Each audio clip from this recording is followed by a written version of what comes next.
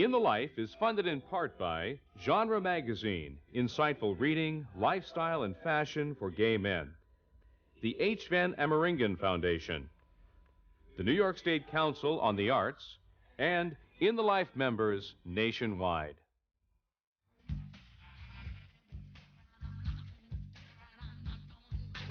Rocker Melissa Etheridge. Her smashing new album is out, and so is she. The pop music pioneers, gay and lesbian artists who first burst open the closet doors. And straight out of Germany, the not-so-straight bad boy of gay cinema. So don't touch that remote. Because here comes an all-new In the... Hey! Hey! Hey! Hey! In... Hey!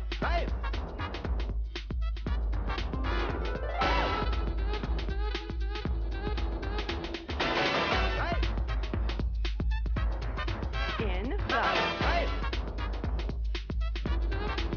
In the...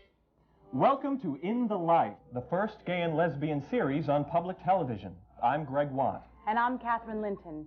We're here to bring you the personalities, performances, issues, and events that put the gay community on the front page of your local newspaper. Statistics tell us that there are about 20 million gays and lesbians in this country. That works out to about 10% of the population. Or the infamous 1% figure if you've read the latest statistics. But that would mean that every single gay and lesbian was in D.C. for the March on Washington. How very likely. Whatever the numbers, there are a lot of us out there. And there's no question that the gay and lesbian culture has a significant effect on American society, affecting everybody. Even those of you who say you're not attracted to members of the same sex. And we know who you are. For instance, Madonna taught the world how to vogue. But she learned those moves from the underground gay club scene. So we'll be exploring these kinds of connections between gay culture and the larger society. And that's what makes this program so exciting. As part of that exploration, we'll be listening to some of those voices. Artists, performers, filmmakers. Even scientists and politicians. And explore their perspective of the gay and lesbian experience. This is what thousands of you, calling in, writing, dropping by, have asked to see. Well, we've been listening. And making some changes. For instance, I'm new around here, and I'm not a well-known TV personality, not even a stand-up comic. But I do happen to be a professional clown. Oh, so that would explain the size 20 Birkenstocks. Yes, it would. And all those beepers and squeakers and horns I had to leave at the door earlier. Yes, but enough about me. How about you, Greg? Well, among other things, I'm probably the only In the Life host who is certified to fit patients with orthopedic braces and artificial limbs. Oh, that must have come in handy for the audition. You know, helped you get a foot in the door when you came in. A foot. She went to clown handy. college. Let's move on. We have a whole new team of people here on In the Life who will be bringing you stories each month. First up is Alan Tulin. Alan? Thanks, Greg. You know, 20 years ago, Elton John sang a song about somebody named Daniel leaving tonight on a plane. And some of us wondered, who's Daniel? And why is Elton singing so tenderly about him? And now we know why. Elton John is out. And so, for that matter, are Janis Ian, Boy George, K.D. Lang, and many other artists. And let's not forget the powerful behind-the-scenes people in the music business. David Geffen, industry executive Hillary Rosen, Howie Klein of Sire Records. Time was, you could have booked an all-star jam session just with the gay and lesbian musicians who were locked inside the music industry's closet. Right now, let's take a look at some of those pioneers who were among the first to challenge homophobia in the music business.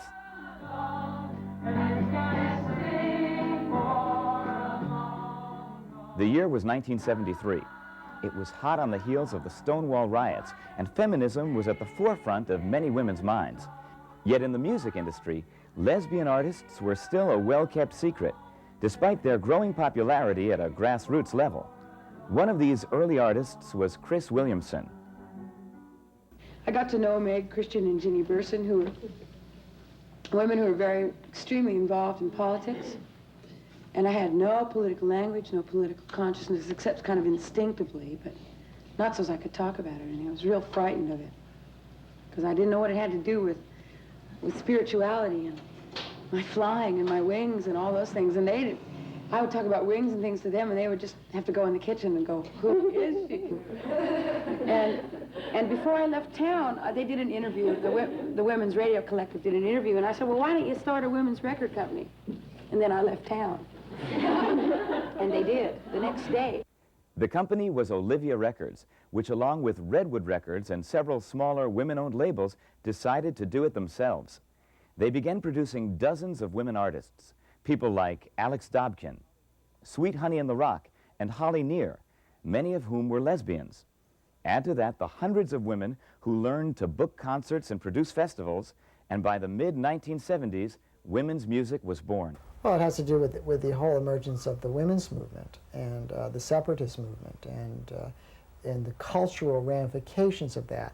Women's spaces were proliferated, cultural spaces proliferated all over the country, in fact, all over the Western world in the 70s. And there was an actual touring circuit that was women-controlled, not all of them lesbian, by the way, but women-controlled, that these artists could work completely outside of the mainstream, the music industry. You know, I wish everybody could know really what that was like. You know, I run into people now who say, well, didn't you used to play with somebody, you know, back then? Didn't I see you play with someone? It's so vague. It's like, well, what really happened then? And we can sing for a long, long time. Why don't you sing this song? Why don't you sing the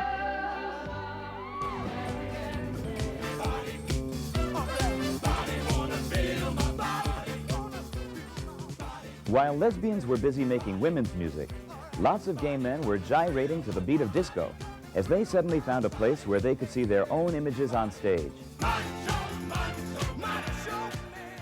The late 70s were the disco years, the emergence of a alternative club culture, very running parallel to what had happened after Stonewall in the major cities, principally New York and San Francisco and Los Angeles, but you also had in Chicago. You usually had one place where all the gay people went, the gay and lesbian people and their friends, in which the races mixed, and a song like Sylvester would either open the night or definitely would close the night.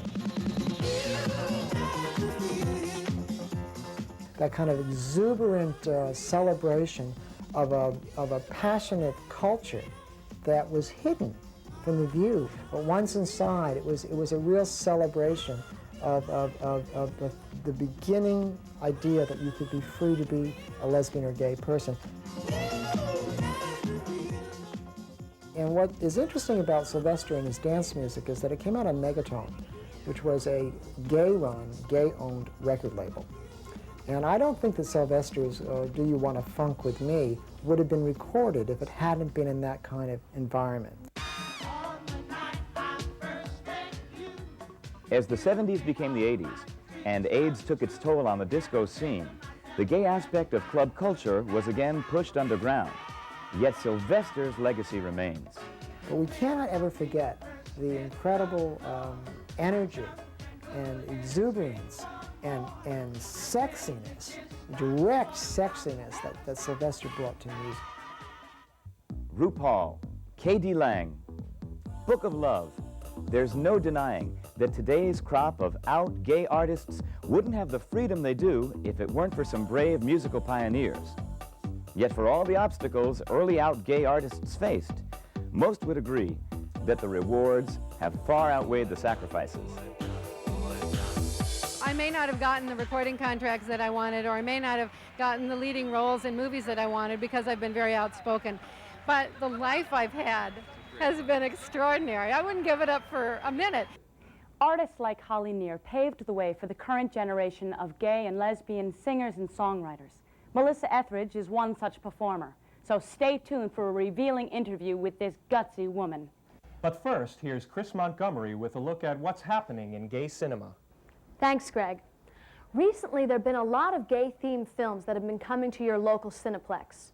Major studios are checking in with films like Even Cowgirls Get the Blues and Philadelphia. And even independent films are seeing the light of national theatrical release. One such film is I Am My Own Woman, a new release by German director Rosa von Praunheim. Who's that, you say? Well, along with his countryman, the late Rainer Werner Fassbinder, von Praunheim has helped shape and define the gay aesthetic in contemporary film.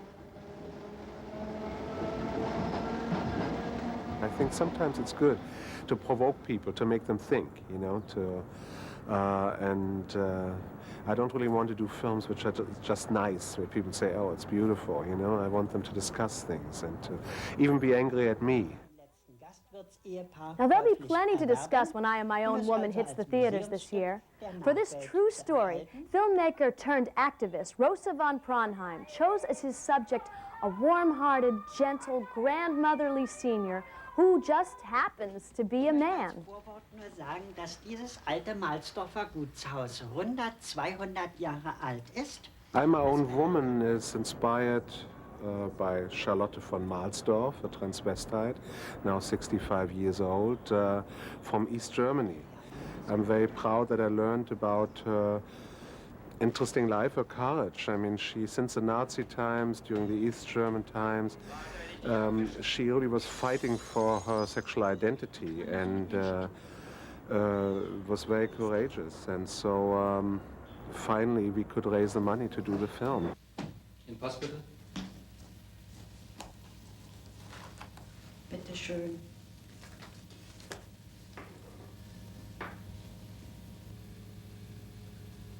Das muss der Pass Ihres Bruders sein. Hier steht Lothar.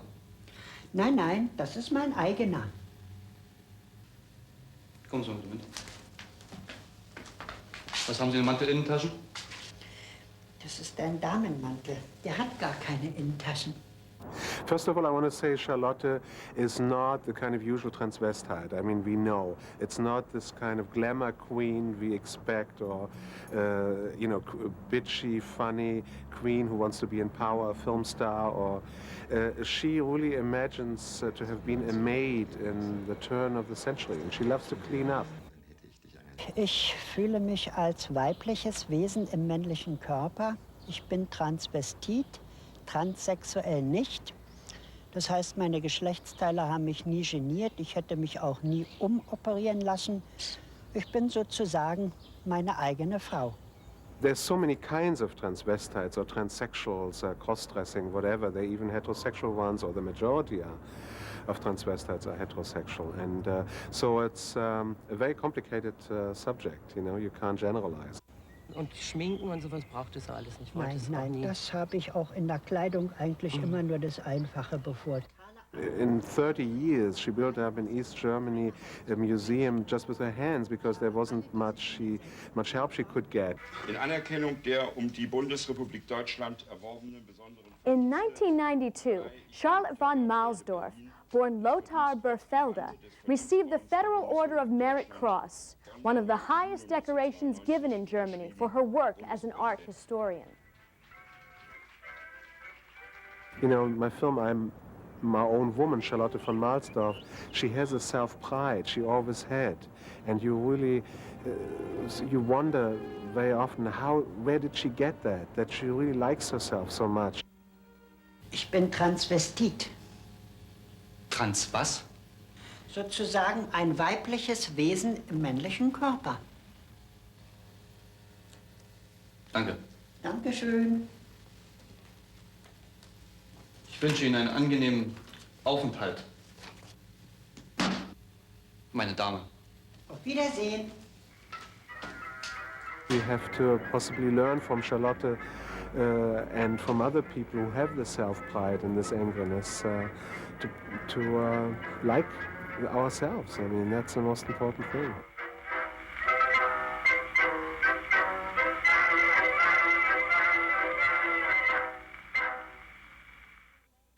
Chris, is Rosa his real name? No, Rosa's not his real name. He chose Rosa, which means pink in German, because of its connection to the pink triangle, a major symbol in the gay movement. Thanks, Chris. And another gay filmmaker has also made use of the pink triangle in a very different fashion. Triangle, the name of Robert Doucette's short animated film, owes its singular look and mood to an unsettling, angular, shadowy style that became known in the 1920s as German Expressionism. The Nazis considered Expressionism decadent, so it's appropriate that Doucette chose to recreate this style for his powerful film, which honors the untold number of gay men and lesbians who died in Nazi camps, alongside millions of Jews and other so-called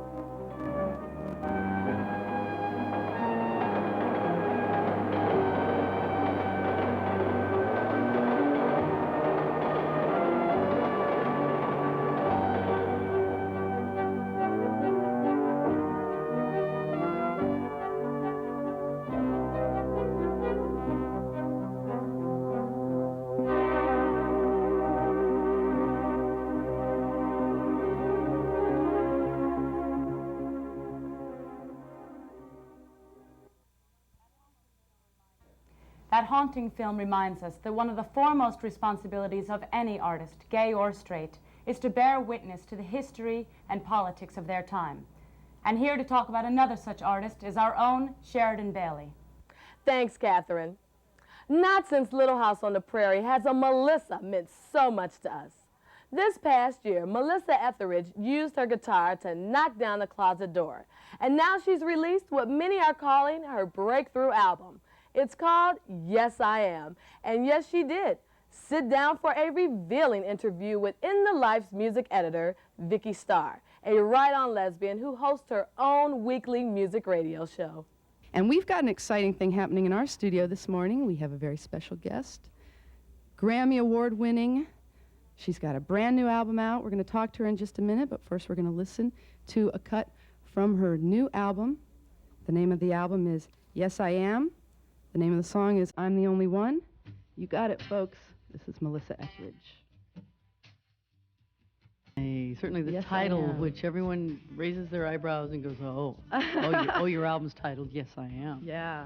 Which, now the reason it's titled Yes, I Am is because I felt that that was a very powerful statement. It's a very empowering, taking strength and saying, yes, I am. I just don't think there's anything more positive than that.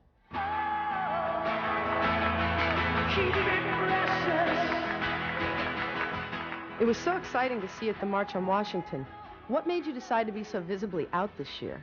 Yeah, it's very strange being a public figure, being a celebrity of sorts, in that in my personal life and professionally, anybody that has known me, has spoken to me, I've never been in You know, I was discovered in women's bars. I've never thought of myself as in the closet. It just got to a point when my first album came out, and you have to do this crazy thing that you have to talk to so many people. You have to talk to press.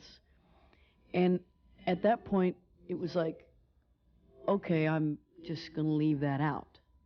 And it after 4 years, it started to feel like I was lying, and I've never been that. I've always been very upfront about my sexuality, never led anybody on, never in the press said that I wasn't, or, you know, boyfriend, or I never did that. I always kept it very neutral. And as things started heating up with politics and the movement moving, I started to feel very strongly that I wanted to come out. I wanted to just, you know, take that step and just move on. You hear, you know, a woman scream, "Melissa, I want you." Then you hear a man scream, "Melissa, I want you." You know, and it gives me hope for the world that these people can, you feel the same and understand that they are feeling the same. So. You know, she's a really amazing performer. I think it's great and empowering to see artists like her coming out so publicly. People like Melissa prove that artists can come out publicly and still be successful. She won a Grammy. Besides, this album, Yes I Am, debuted at number 16 on the Billboard album charts. That's the highest ever for Melissa. That's great. Thank you, Sheridan. Up next, a new regular feature on In the Life. Commentary by our sister from another planet, Planet Q to be exact, a fabulous new comedy troupe performing in New York City. Her name is Chris-Anne Eastwood. Go ahead, Chris-Anne. Tell us what's on your mind. Thanks, Greg. Do you know what I want? I want a silver-plated Revere chip dip bowl engraved, just like my mother has, but this one will be mine. And I want it wrapped in gold and silver paper. I want to address hundreds of envelopes and taste mint for hours from licking too many stamps. I want to be the center of attention at parties and showers given in my honor. I want to be given sexy lingerie with a wink and a giggle. I want to hire a band that can play Color My World and Proud Mary and will take requests. I want to have my picture taken. I want to cry. I want my parents to cry. I want people I don't even know to cry. I want to see friends I have not seen for years and dance in a circle to a song that we played in marching band. I want to be kissed to the sound of forks clanking against cocktail glasses. I want to have cake smashed in my face. I want to be told I'm the luckiest woman in the world. Then I want to take a trip and have a piano lounge singer play We've Only Just Begun, just for us. And in 10 years, I want to sit back, toast it all with champagne, and wish it could happen again. I want to get married. That's right. I'm in love with the woman I want to spend the rest of my life with, and I want to get married. I want my picture in the paper and my name on a license. I want the rights, the responsibilities, the privileges, the benefits, the heartaches, and the love. I want it all. I see it every Sunday in the newspaper, everyone in love for a lifetime. Well, I'm ready, I'm committed, and I'm in love for a lifetime, so let me get married. If you do, I promise I'll use my silver-plated Revere chip dip bowl every day. That's great, Chris-Anne. And you know what I would like? I would like a set of plastic bride dolls to put on top of my wedding cake. That is so sweet. I know. I just want a cake, a nice big cake, a cake big enough for Brad Pitt to come jumping out of. You wish, Greg. Well, I had a good time tonight. I had a great time. And we're only just getting started. So here's what we'll be serving up next time out. In the Life. We'll take a look at the explosion of films with gay Asian themes. And we'll be going backstage for a peek at the off-Broadway smash, Howard Crabtree's Whoop-De-Doo. A new segment, the National Climate Report. Hotter in Portland, Oregon. And we'll bring you back to the annual celebration of hair and high heels, Wigstock. So don't miss our next program. Looks pretty exciting to me. So thanks for joining us. And keep sending us your ideas. And remember, whatever you do, stay tuned and stay in the life. And now we'll leave you with some more of Melissa Etheridge's I'm the Only One. Good night. Good night.